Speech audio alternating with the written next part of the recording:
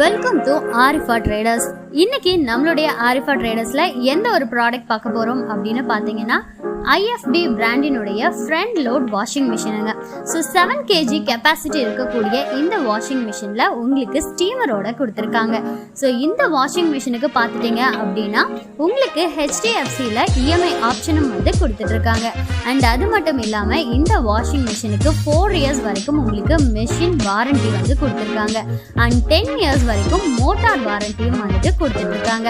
So இந்த ஒரு ப்ராடக்டினுடைய MRP rate என்ன அப்படின்னு பார்த்தீங்கன்னா உங்களுக்கு 41,990 rupeesக்கு கொடுத்துட்டு இருக்காங்க.